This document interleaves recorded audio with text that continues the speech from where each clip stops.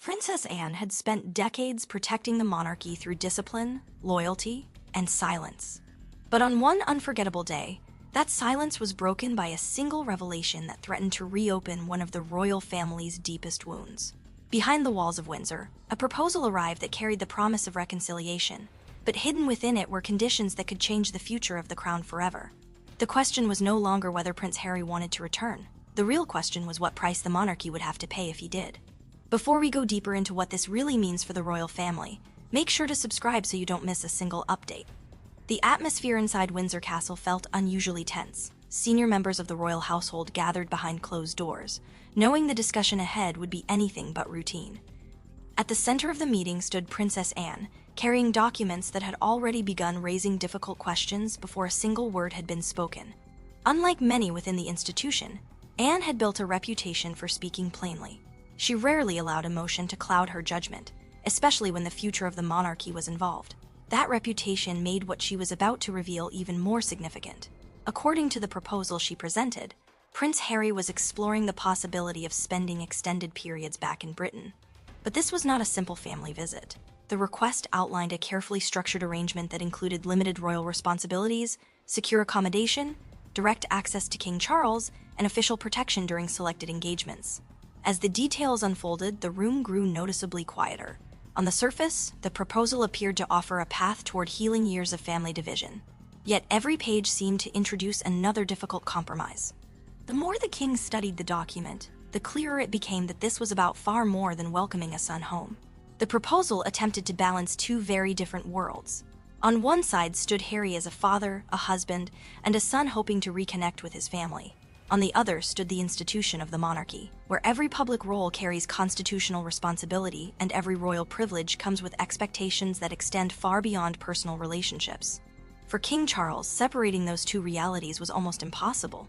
As a father, he could understand the desire to rebuild broken relationships, but as sovereign, every decision carried consequences reaching well beyond private emotions. One compassionate choice made inside the palace could reshape public confidence in the institution itself. Princess Anne understood that conflict better than anyone. She reminded those present that forgiveness and official duty could never become interchangeable. Family bonds could always be repaired in private, but restoring public responsibility required an entirely different level of trust. Those words hung heavily over the meeting. Meanwhile, another absence quickly became impossible to ignore. Prince William had not been approached directly before the proposal reached the king. Instead, communication had traveled through Charles's private office first.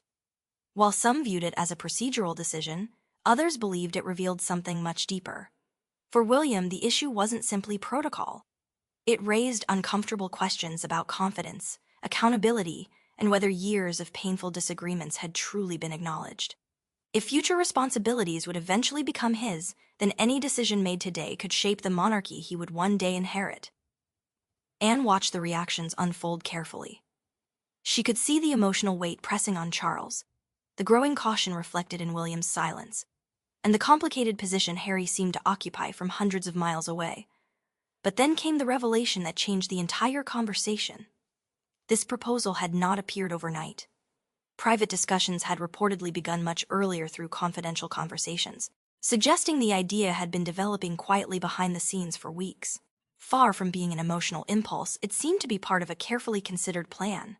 One particular element immediately caught everyone's attention.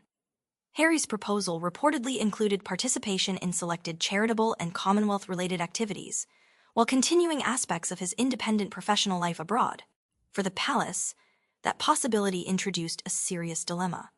Could someone represent the monarchy publicly while maintaining separate commercial interests? Where would the line between public service and private enterprise actually be drawn? Those questions had no easy answers. As uncertainty spread through the room, Princess Anne revealed another surprising detail. Harry had personally trusted her to act as the family's intermediary. It was a remarkable choice. Among all the senior royals, Anne had earned a reputation for fairness rather than sentimentality. She was respected because she refused to promise outcomes she could not deliver. If anyone could carry difficult conversations between divided family members without taking sides, many believed it was her. Yet even Anne knew this situation reached far beyond diplomacy. Behind every carefully written condition stood years of disappointment. damaged trust, public conflict, and private grief that no official document could erase. The proposal resting on the king's desk was no longer just paperwork. It had become the starting point of one of the most delicate decisions the royal family had faced in years. And before any answer could be given, every member of the family would be forced to confront one uncomfortable truth. Sometimes returning home is far more complicated than simply walking back through the front door. Subscribe.